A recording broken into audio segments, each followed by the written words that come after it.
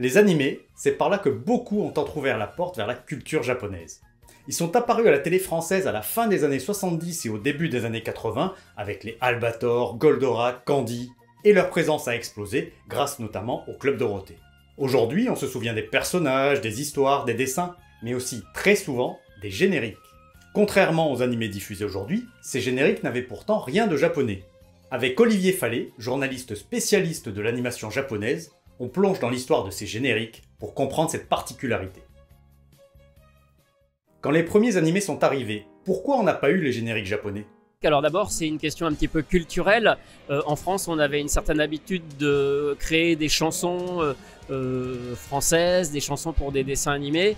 Et on voulait que ça reste un petit peu dans notre style franco-français. De plus, certaines séries qui arrivaient en France, elles pouvaient des fois un petit peu dater. Les génériques japonais pouvaient être aussi un peu passés de mode.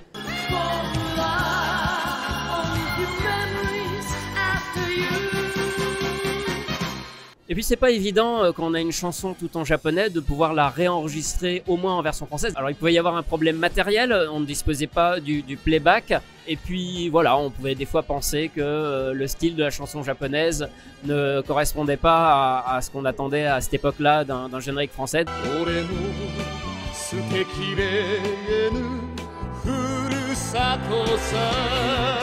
Donc on a préféré tout changer et tout refaire, c'est-à-dire créer une chanson de toute pièce pour la commercialiser ensuite en France, puisque l'enjeu derrière, c'est pas seulement d'avoir un générique à la télévision, c'est aussi de faire un disque et d'avoir des ventes de disques.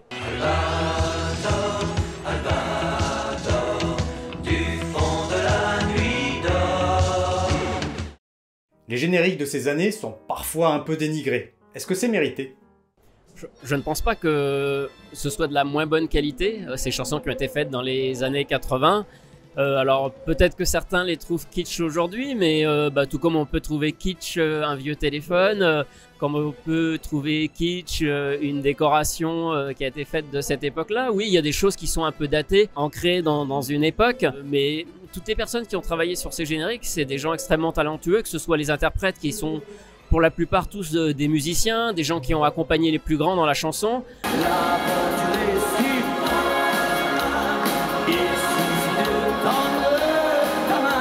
Les auteurs, compositeurs aussi, c'était souvent des grands noms, c'est des gens qui ont fait des grandes chansons. Je pense par exemple au générique de Cobra. Venu de nulle part, c'est Cobra.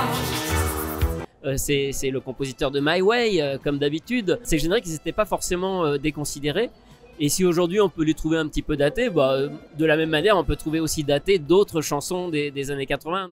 20, 30, 40 ans après, on fredonne encore ces génériques. Comment ça s'explique ? On fredonne encore ces chansons parce qu'on les entendait tout le temps. C'était une époque où à la télé, il n'y avait pas encore beaucoup de chaînes, on zappait pas. Et surtout les génériques, on les laissait en entier. Ils duraient 1 minute 30 au début et à la fin. Olivier Tom, ça passait tous les jours sur la 5. Donc tous les jours, on entendait 2 fois le générique. Olive et Tom, ils sont toujours en forme. Donc forcément, on l'a entendu beaucoup, il a été imprimé dans notre cerveau. La différence avec les génériques aujourd'hui, c'est que même s'ils sont en japonais, ça c'est pas un souci, mais ils changent tout le temps. Et puis surtout, on les coupe à la télévision. Parfois, on les zappe sur les applications de streaming. Alors on se souviendra sûrement du premier générique de One Piece.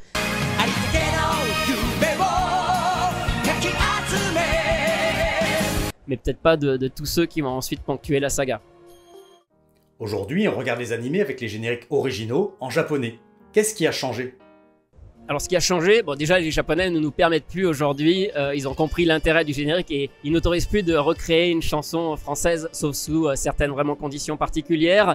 Mais effectivement, on pourrait éventuellement se dire qu'on pourrait faire les génériques japonais en français. Ça reste très compliqué, premièrement parce que les génériques, avant les génériques, ils étaient produits par la société qui faisait le dessin animé et le compositeur des musiques du dessin animé était aussi le compositeur du générique, ça faisait partie d'un tout. Aujourd'hui, les génériques au Japon, ils sont confiés à des maisons de disques, à des artistes, ils servent de tremplin à lancer des nouveaux artistes de J-pop, de J-rock, ou alors on demande à des groupes très célèbres de faire le générique.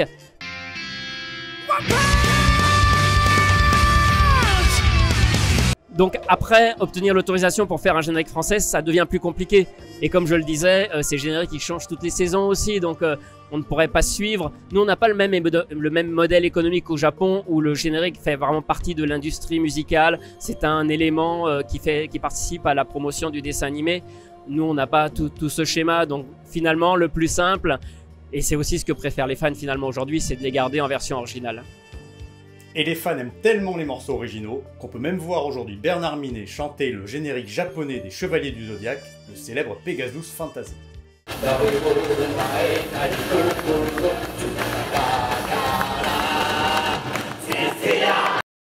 Les meilleurs souvenirs de générique français ? Capitaine Flamme, je donne souvent cet exemple, j'ai presque envie de dire qu'il est meilleur que le japonais, qui est un petit peu jazzy, un peu décalé par rapport à la série, alors qu'en France, on a une superbe composition de Jean-Jacques Debout et un générique très péchu qui va avec. Capitaine Flamme, tu n'es pas de notre galaxie.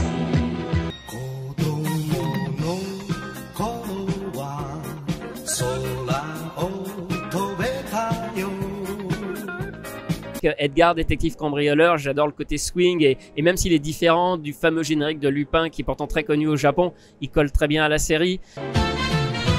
Edgar, Edgar, pourtant n'as-tu de parole.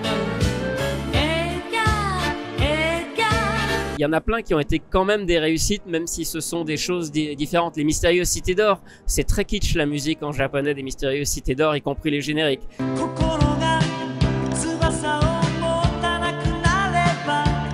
Le générique français, il fait partie des choses cultes.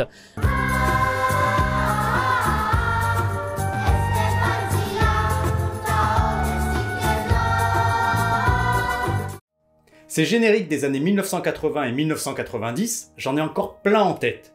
Et vous aussi sûrement. Lesquels vous ont marqué ? Dites-le en commentaire. Pensez à liker la vidéo et à vous abonner pour d'autres contenus sur la culture japonaise. À bientôt!